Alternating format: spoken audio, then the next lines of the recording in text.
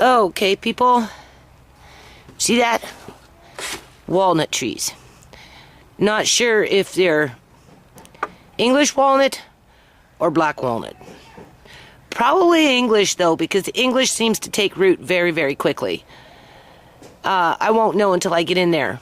But you have to be very, very gentle with these things because they're very fragile. This is what I was talking about, thinking it was a black walnut tree. But I don't think so. I think this is a tree from my neighbor's yard. I'm not sure what this is. But it looks like a black walnut leaf. So, I don't think so because I didn't see no nut when I dug this up. So, hold on. Oh yeah, and it's August 25th, 2017. I'm doing this stuff before I go downstairs.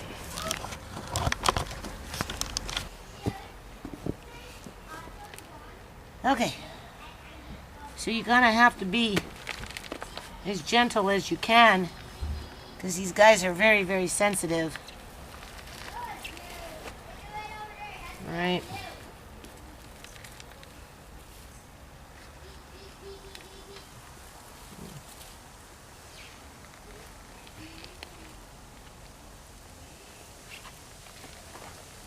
When these things sprout, boy, they sprout fast. One day you see nothing, and next day they're like 4 inches tall. They just kind of come out of nowhere. They're like a jack in the beanstalk. Right.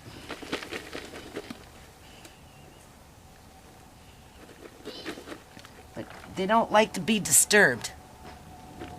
So you have to be very gentle with them. The one that I found up by the plum tree, it kind of died off. And then I think it's taking root again. Let's go as gently as you can. Oh, look at that, people. This is a glorious day. This is a glorious day. Do you see that, people? That is a black walnut. We have a black walnut tree, people. Yay! I am so, so happy.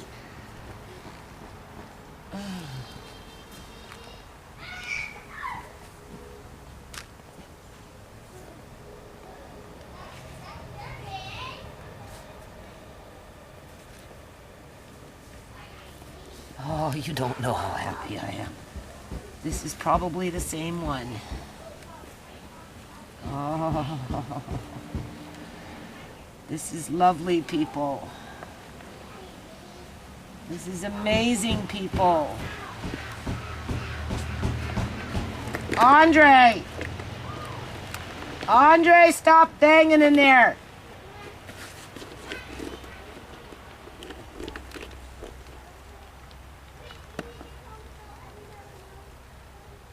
Oh, this is amazing, people. This is amazing. We have two. Look at that. Do you see that, people? Oh, this is amazing. Oh, 2 black walnut trees.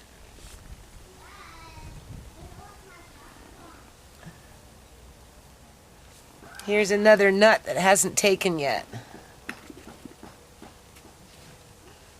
Anyway, we want to get them into the dirt as fast as we can. Hold on. Okay. So I'm going to leave this one here. But those raccoons are bad, people. They're going to come in here. And they're going to try and move these rocks around. And dig. So I may at some point try and put a little fence around this, just to give it some time, right, to take root. Hard to say whether it's going to go into shock or not. And then this one here is going to go into the X Club / greenhouse / painting room. And then this one here could be a tree from my neighbor's yard. Right. Anyway, I'm not too sure what that is, but I put it in a planter pot. And then 2 different types of acorns here. This is from the white oak. It was affected by the cold snap. Not as many as there normally is. I don't know, those might even be too small, but they haven't completely all dropped yet. So anyway, this is from a different oak tree. Now mind you, these have been in my house, so I don't know. They've been in my house for about a week or 2. I would suspect the nut is still, the nut is still okay. So I am just going to put these into the dirt, and we're going to see what we get. Hold on. Okay, people. It's still August 25th, 2017. My camera's a little bit on the angle there, so if I look crooked, that's why. Anyway, for everything good, there's always something gotta be nagging in the background that's not so good. Okay, I'll put the little joyous moment with the black walnuts. 2 of them taking root, people. That is amazing. I feel so blessed. You can't imagine how I feel. I feel like I have a treasure in my yard. Something that's more valuable than anything on this planet in terms of future generations of prosperity. Speaking of the black walnut, though, I did come to a realization today. Every 2 years, these trees, they go in cycles, right? One year they'll produce a lot of nuts, the next year not so much. We're in the not so much year with the black walnut, because I looked up in the tree today, because there hasn't been that many falling, and there isn't that many up there.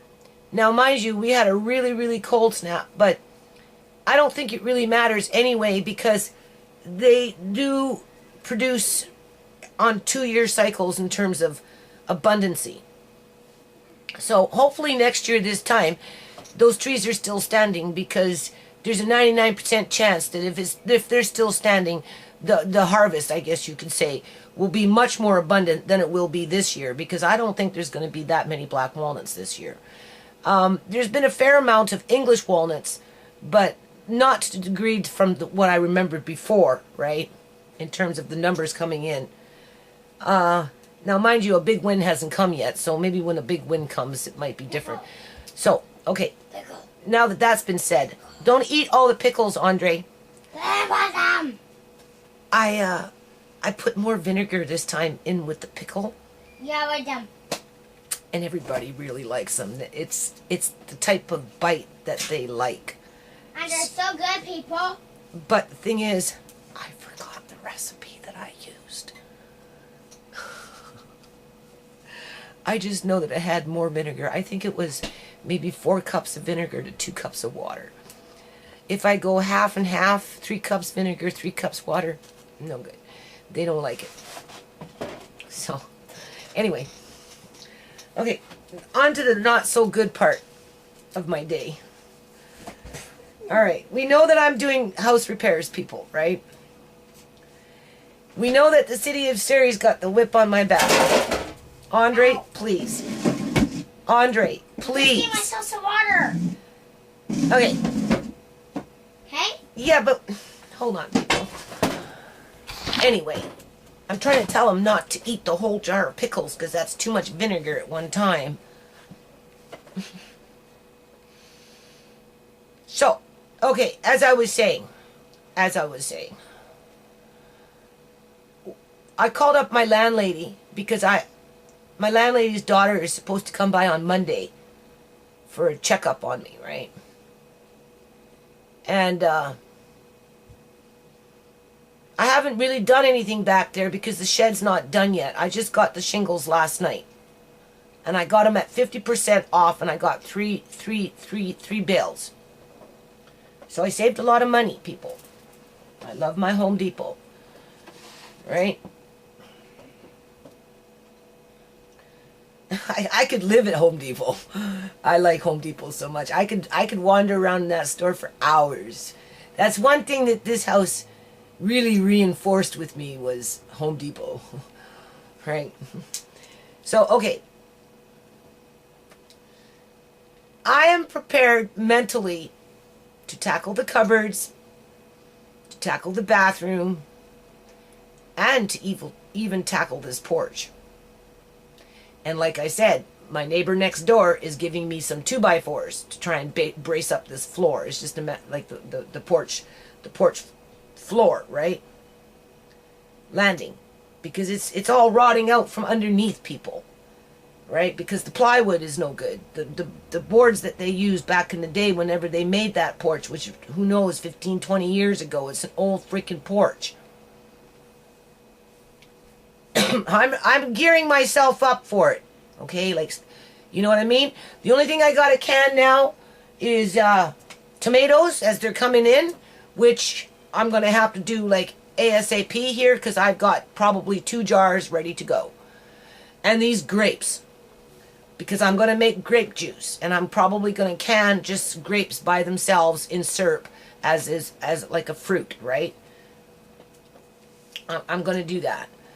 And then that's pretty much it for canning. I don't think I'm going to be canning too many more pickles. I might do one more batch of pickles. Blackberries are still looking good, but I'm not doing blackberries only because I have enough now. I'd like a bit more juice, but I don't have the time. But besides that point, so I'm gearing myself up for this, right? I'm getting ready. I'm feeling confident that, you know, it's not going to be that difficult to repair the bathroom where the shower, because the water is condensating and it's been years, and the drywall needs to be replaced or whatever. I said before we start cutting, we wash the mold, right? Because it's molding up there. And then we poke it with a little pick to see how rotten the drywall is. And we take out the rotten part, and I got 50% off drywall last night. Right? And they even cut it for me into pieces so it could fit into a car, in the trunk of a car, or wherever it was, back of the car, back seat of the car, whatever. Okay. I have silicone that from last year, so the silicone should be okay. I have to do some repairs with the X Club greenhouse because of the way that roof is on there, and then the gutter that's no good. The water just goes like this and it gets everything wet, and there's something wrong with the rain. It eats the wood, and so there's one window in there that I have to take out and refit in with better wood. Outside of that, it's fine for the plants and stuff like that. Right? And now that Andre's shed is out there in the back, this is the plan, people. And this is, you know, I'm getting to the point of this video, and I'm not going to rush with this because this is like serious life-altering, a serious life-altering situation where when I seen this house to rent it, right? Like I said, in those days, Joan was with me, John and the kids, okay? John and I and the kids, I don't think, honestly, people, I would have rented this house on my own. I probably would have went in to something about $1,200-1,300, right, in terms of the total rent, and then, of course, take on the gas and the hydro, right? And because we had lived in a fourplex, we weren't interested in moving into another fourplex because it's too easy for people to hack into your fucking hydro and have their little grow-ups on the property, right? And their cameras that they spy on you with, right? Because how did my last landlord know that I went into the laundry room, took out her dirty, moldy, rotten dresser, put it in my car, drove to Delta, dropped it off in a pile of junk for spring cleanup, and then filled up my car with a pile of junk that nobody wanted and brought it back home?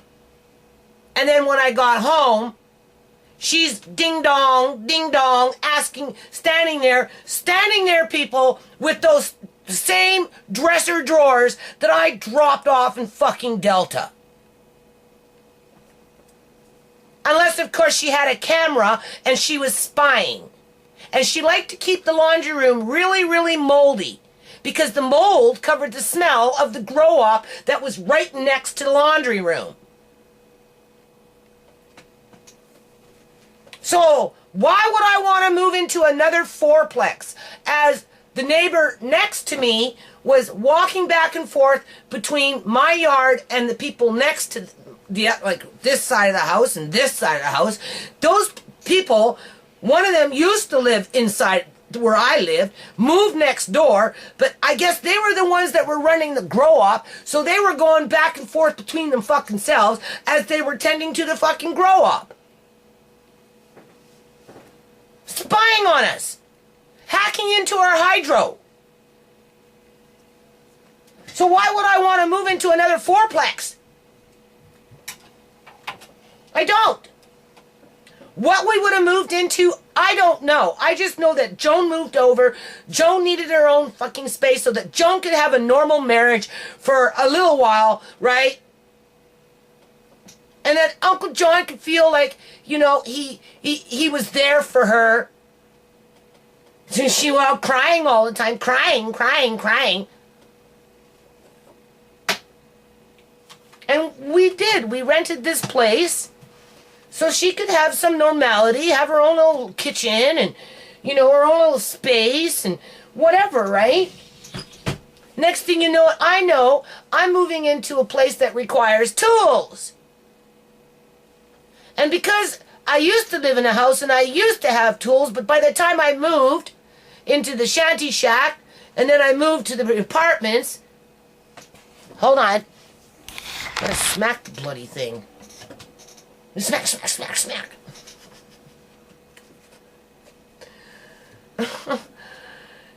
Just to get it to work. So, okay, what was I saying? So, yeah, you know, after the apartments, you know, and here's another thing. I'm getting to it, okay? Like, when I lived in the apartments, people, I did a lot of community activities with the children in the courtyard. I worked with 40 to 60 kids a day. 2 or 3 times a week. With no money. And I wasn't on welfare in those days. I was off of welfare for 6 years. Okay? Because I was working on a nonprofit. And my kids were young in those, like my younger girls were young, right? My 2 youngest daughters, they were young. So they really enjoyed me going out there and setting up the tables for painting rocks and coloring and or building birdhouses or musical instruments or, you know, whatever it was that we did, snack, lunch. I used to make lunch and snack in my little teeny weeny apartment kitchen and then go out into the courtyard and give it to 40 kids. On top of do crafts in a day. And I'm talking from 10 o'clock in the morning till 10 o'clock at night. By the time I finally got it all packed up and took it back into my apartment, and it would pile up in the apartment, and I'm washing now. Or I'm putting things away to do it again.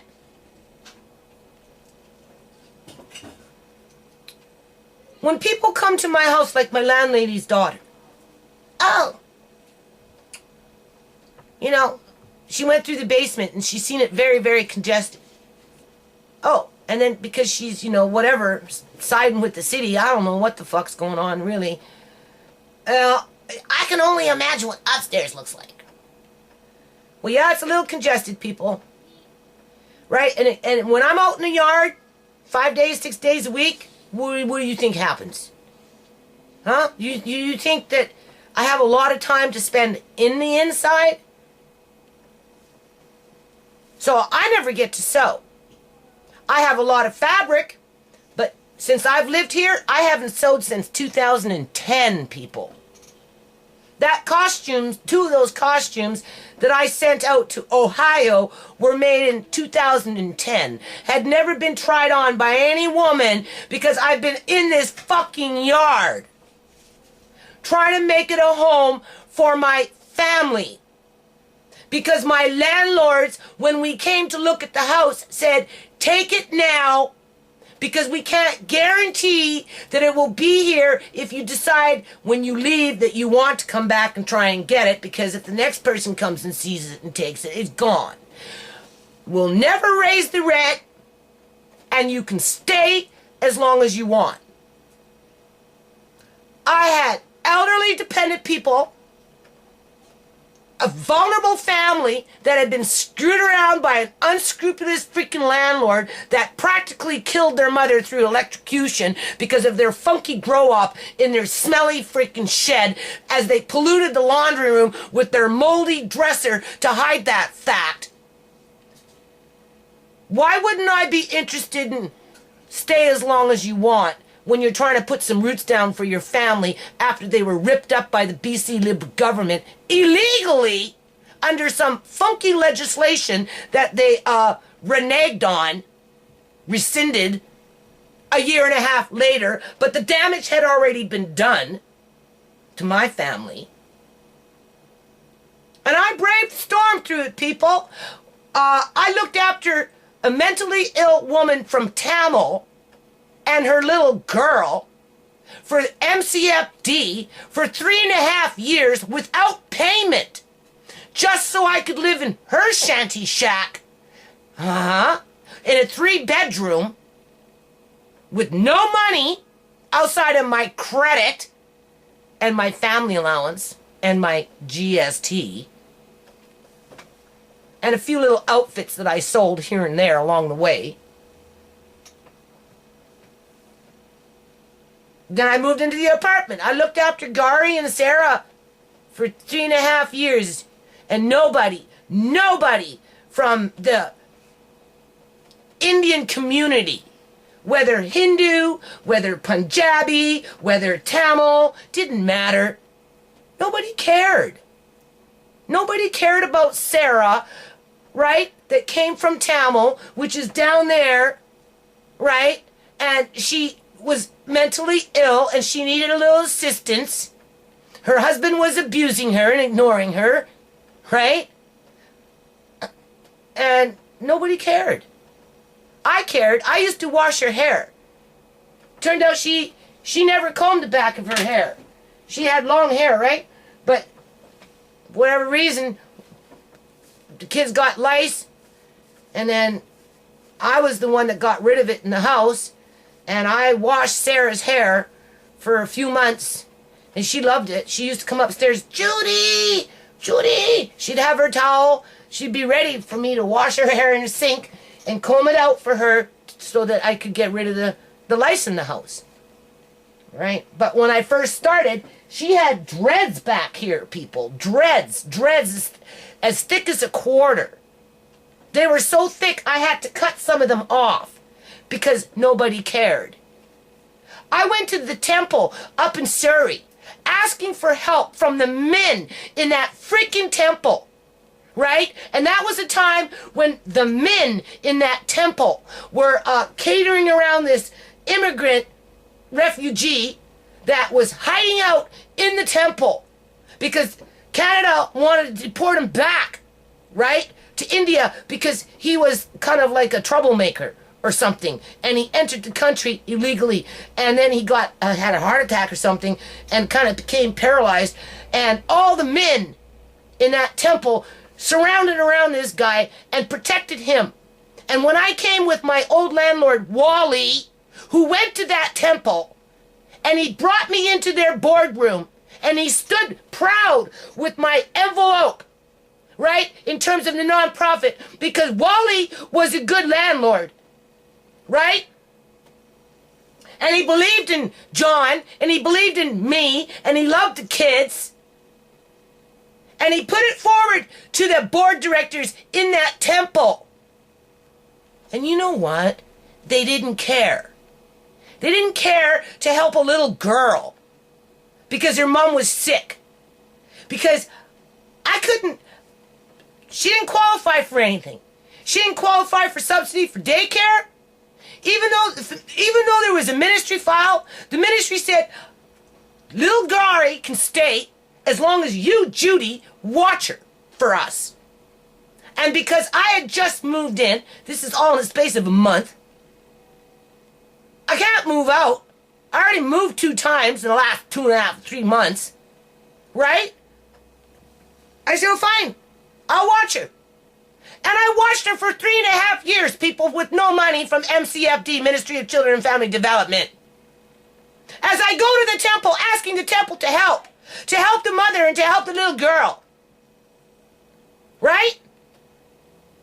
To help the mother get some health care, some proper health care. She didn't need to be taking a fucking bus at 3 o'clock in the morning or whatever the hell it was, downtown, wandering around, talking to herself.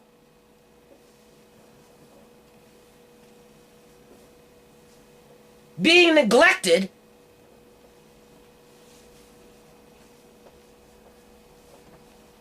So, that was my experience in that fourplex. I lived there for 3.5 years, looked after the little girl. Finally, I had to leave, and I ended up in some crazy fucking apartment with a bunch of jealous white people in it. Serious. And it was just like, cops were called on me all the time for going out and doing things with kids. Because those white people couldn't fucking do it themselves. And didn't like the African children. Go figure. Because there was a lot of African children that lived there. Not all African children, but for a majority, there was more majority African children than there was white and people from Lebanon and that type of thing, right? And I worked around that. Did the best that I could. And then eventually I just got fed up with it. I got fed up with the mob, of the white mob, basically. And the stalking that was going on in that apartment building. Because I wouldn't stop. I'd keep going out and doing things with the kids and they didn't like it. That's where my books were held hostage for 5 months. I couldn't get them back, non-profit books. And when I did, she threw them over the fucking balcony in a big bag all mixed up.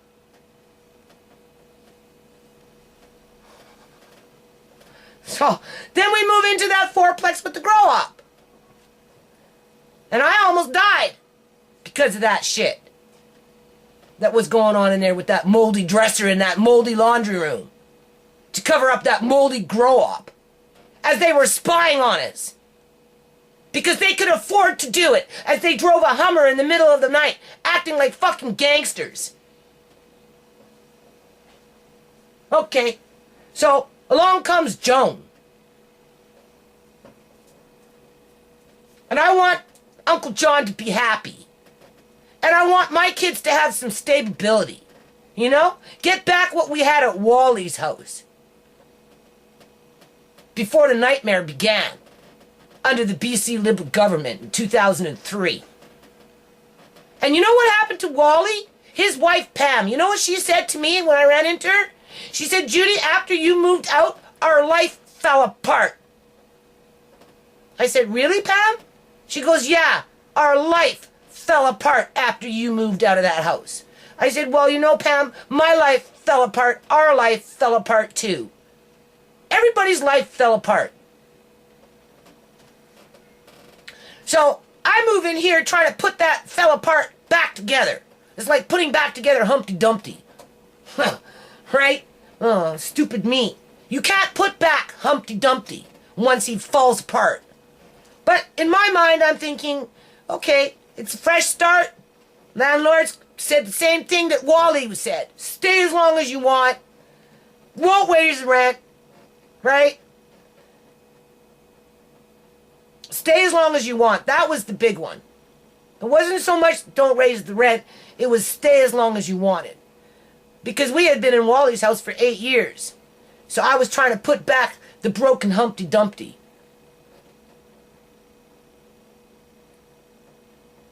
And protect my family with a sense of security.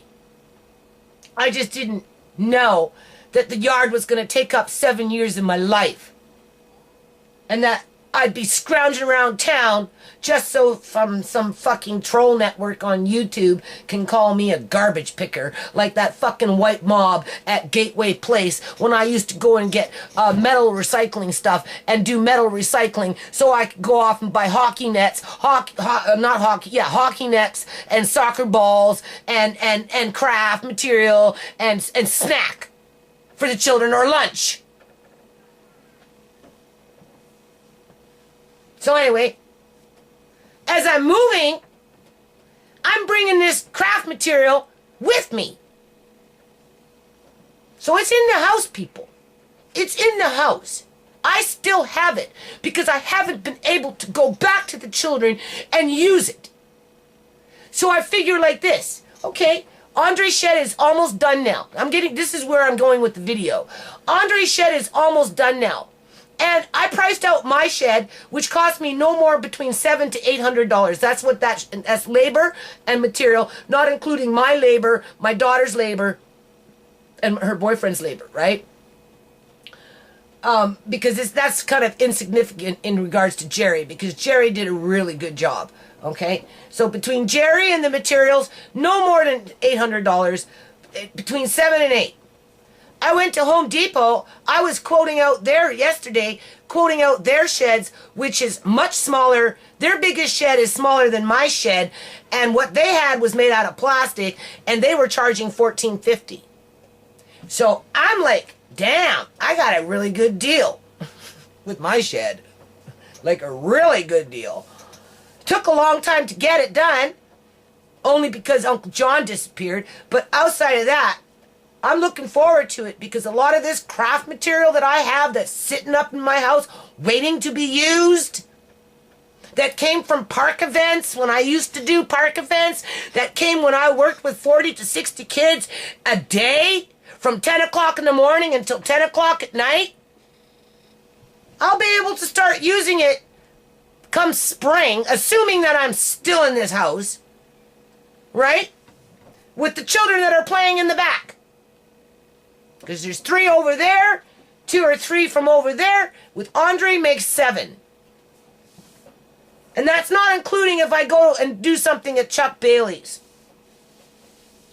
So a lot of that craft material, hopefully, will start being used next year. But now that I have a functioning shed with a proper roof on it, once it's on there, I can take those bins and put them in the shed, and out of sight, out of mind, and then people can get off my fucking back about how I'm such a bad person and I just hoard this shit for no reason other than it doesn't make sense to do it anymore because you're not doing park events anymore. As a matter of fact, you never did any park events. As a matter of fact, you never did work with these children. As a matter of fact, who do you think you're fooling? Because we live in the here and now. What you did in the past doesn't count. And since you can't keep up with the fucking speed in terms of how fast everything is going in life, we're just going to criticize you for anything and everything.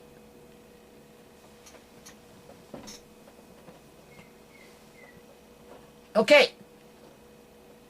So I rent this house to bring normality into my family's life, to give Joan in her last years a sense of normality and a marriage. Obviously, I wanted to keep Uncle John happy, right? And I got sucked into a bad yard. I took a bad situation and I tried to turn it into a good situation. I got knocked down at the knees when they ripped up the front for that pipe, which they didn't plan for. But I got back up on the horse, people. I brushed off my knees and I did it again. In terms of those walkways and bricklaying and the pond and all that other stuff. And I'm still working on it. So, I'm talking to my landlady, and I'm trying to tell her that I'm going to be getting out there, working on the cupboards, working in the bathroom, and the porch is the big one for me. Because I'm not a carpenter, people, right? I don't know what it's going to be like until I pull down that plastic. That plastic has been sitting up there for 7 years. And that water has been pooling where I show you all the time ever since I moved in. That porch is old. It's rotten. So, and you can feel it swooping, right? They're saying, my landlady's daughter says, well, just take everything off the porch. No, it's not going to matter. It's not going to matter. It's because if it's no good, it's no good. So my landlady's saying, well, I'm not fixing anything. The house is old, and she got sick and she was in the hospital and now she's scared she's going to die. Right? And the rents are high now, she said, I'm looking, and you go look and you can see 2 bedrooms are renting for $1,100. 3 bedrooms are renting for $1,600. You got the whole house for $1,700. Be happy that it's cheap. Take it as is. And I'm like, okay. All right. What are you saying? Now, this is the point of the video. What are you saying? Because the last time I checked, I've got the whip on my back with the city making me work twice as hard in something that I've already given up my life for the last 7 years just to bring in stability for my family. I didn't think it was going to take 7 years, but that just shows you the extent, the issues around the yard in terms of no proper drainage when the water's running and the mud and the grit and the sand and just weeds. And I'm getting close now though, right? Is getting very close to the end here in terms of just general maintenance when it comes to weeds after the fact, right? When everything's laid down and everything's finished being built or fixed, right? So I'm like, okay, so she's telling me, like, in other words, she's not buying no materials. Not that I need any at this point, because the little bit of drywall that I bought yesterday was only $8, I think, $7, because I got it at half price, right? And then my son, I think we have mud. I have the strips, right? I've got sandpaper. We've got the paint from next door that gave me paint, right? So that's easy. It should be easy enough to do, right? Now, mind you, it's above a bathroom, so I don't know if that makes a difference, but drywall is drywall. Cupboard, putting in a shelf in a cupboard, a rotten cupboard, because it's, whatever, that should be easy enough to do. I should have no problem doing that. The porch I'm a little worried about, but I am getting a lot of 2x4s that seem to be okay in terms of shape, right? Sturdiness, right? To do something out there. The electrical stuff, well, I guess I'm going to have to go on figure that one out for myself, because basically she's telling me not to say anything to her.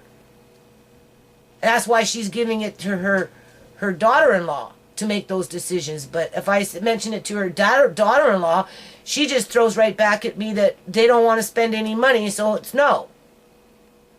So I just said to my landlady, I said, well, and then she's telling me to throw away out the plastic toys, that type of thing, and my books. Because she's bringing up the fact that I pay $1,700 a month for this place, which is too cheap if you go on the housing market and you look for another rental, because the rentals for a 2-bedroom is $1,100 and 3 bedrooms, half a floor, is $1,600. So she wants to rent the upper floor for $1,600 and the basement for $9, which would put it at, or even $8. 16 plus 8 is what?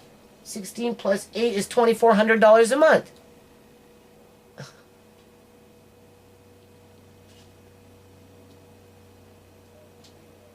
Then she'll fix things. So now that I've lived out my time and I've done my job, I've fixed up the yard, I made it nice, I'm being pressured to move out. And I'm being told to give away my books as I'm going bankrupt, right? Because of what Fraser Health did in terms of not respecting John's wishes, not following their rules and mandates, allowing rogue employees to run the show for their benefit under a gang-type mentality. And I'm left sitting here like a sitting duck, working not only for the city with the whip on my back, but I'm doing house repairs for survival. I don't see it like there's a whip on my back. I see it as if I don't do it, it won't get done. If it doesn't get done, it's just going to get worse. And then my kids scream at me because the bathroom is in the state that it's in. The cupboards are in the state that it's in, or whatever. And then, you know, it's just like, I don't win, people. Like, I'm always constantly blamed for everything that seems to go wrong. Even though I'm the one that works the hardest. My landlady's daughter never went out and worked with 40 or 60 kids for 28 months with no money and no real community support, but did it anyway because she wanted to help the children and help the community. Just like I gave up my life for this yard, I gave up my time for those children and those families in those complexes. Or in that complex where I lived. As the naysayers tried to shut me down. My landlady's daughter, my landlady, they've never had to face that. So when they come and they say, you've got too much stuff, I'd like to say, well, you know what? Why don't you take 4 years of your life? Go find a batch of kids. More than that, because I did park events too, people, for like 7 or 8 years in a row. From 2003 to 2003, 4, 5, 6, 7, 8. I did park events for 6 years in a row. Then I did it again in 2012, but then my grandson was taken, so everything got shut down again. How convenient for those that, you know, like to run the politics in the community, right? How about they go off and do 7 park events? How about they go off and work with 40 to 60 kids 3 days a week for 2.5 years? How about they go look after a mentally ill woman that had absolutely no community support and her little girl? Because if you didn't look after the little girl, MCFD, with Ministry of Children and Family Development, was going to come in there and take that little girl away from the mother if you didn't stay. Why don't those people, why doesn't my landlady's daughter go off and do those things and then come back and tell me that I have too much stuff, when in fact she probably lives in a beautiful monster home, right, with several, not just one, but several, what do you call those things, dining room tables with 12 chairs around them, and maybe 3 or 2 or 4 widescreen, the biggest that you can buy, and up on the walls, right, with their, you know, whatever they're connected to. You know what my TV is, people? An old ancient TV that still with the cathode in on it. Cable guy comes, he looks at my TV, he phones up Shaw, and he says, oh my gosh, she's got this old ancient TV. And I got too much stuff. So I have to do it for survival, people, because my landlady's telling me to give away my books so that it's easier for me to move out, because she can't guarantee that I can stay. Because I don't pay enough rent. Basically, when you look at the other rentals. So now it's coming down to rent. It's not the fact that I don't work hard enough, right? Well, I mean, we already know I'm working out there. I haven't sown since 2010, people, because I'm trying to make a home for this family. They said stay as long as you want. If the problem is in the yard, you gotta fix the fucking yard in order to be able to live a life that you can enjoy. Because nobody wants to go out in the yard full of a bunch of weeds, raccoon shit, morning glory all over the place, right? That turns into algae when it dies, right? Mud, and a sand pit of fucking cat shit. Who wants to live their life like that for 7 fucking years? Nobody. I got raspberries growing now, blueberries growing now, strawberries, not so much, but they're still there. I've got a shitload of tomatoes coming, all right? I've given away tons of food this year already in terms of cucumbers, zucchinis. I've given tomatoes away, beans, offered to give some kale away. All right? Functioning greenhouse, beautiful little pond in the front, another one coming. You know? None of that was here when I moved in. And it didn't happen overnight. I gave up my sewing for that, which affected my nonprofit, which affected, technically, my business. Just so that because they said stay as long as you want. Things take time. Right? This is better than a fourplex. But now I'm having to do house repairs for survival. If we want the chimney fixed, cleaned, we have to pay for it. If we want the vents done, we have to pay for it. If something else breaks, we have to pay for it. Now that stove is mine. I wish I could get a new stove. That stove is as old as since like 2007. I can't even afford to fix it. My landlady's not going to get me a stove, right? That's my stove. There was a stove when I moved in, but I asked her to take out her stove because I had my own stove. The fridge is mine. The fridge downstairs is mine, right? But outside of that, like, I don't know what to do, people.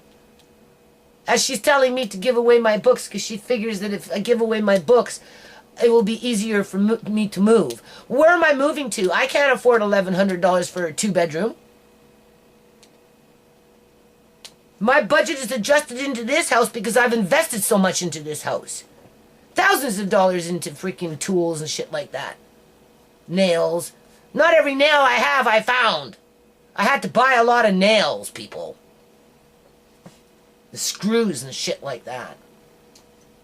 Right? Tools. Because after I moved into the apartments, sure, I had a little tool bag to take away, to take apart metal recycling stuff, but I didn't have the skill saws and the jigsaws and the hammers and the things that I kind of have now, right? And I'm still scrounging around for screws, bolts, and nails. So anyway, I'm just feeling so discouraged. I don't want to feel discouraged, but I do. I feel so vulnerable, people. Like, you just can't imagine. You know, like, if I don't continue doing what I'm doing, it just gets worse in terms of, like, if I don't fix the bathroom, it will just get worse. If I don't fix those cupboards, it will just get worse. If I don't do something with that garage, it will just get worse. Just like with the city, with the yard. If I don't do what I'm still waiting for this list. I have to see what's on this list to be able to either say, well, no, I need those pipes because with that over there and that over there, at some point I'd like to incorporate, a water collection system where it goes into a water drum running off the greenhouse into something that can fill up the water drum so that I can use that water to water the walnut trees, for example, right? Just because, right? But I don't know. I just don't know, people. I'm flabbergasted. I feel so duped. Stay as long as you want. Stay as long as you want, just until the work is almost done in the yard, and we know we can get $2,400 a month for rent versus $17. Right? That's kind of what it is in a nutshell, right? As my kids are screaming at me that it's my fault. It's my fault that my landlords want more money and that they can get it. Just because it's called rent gouging, right? It's called laundering money through property sales based on oversee buyers that are overinflating the neighborhood in terms of their taxes, just to push everybody out that was born in this country, basically, in the end, people, right? You know, like, I'm this close to facing homelessness, right? It doesn't make sense for me to start giving everything away to go move into a 2-bedroom apartment or whatever you get for $1,100.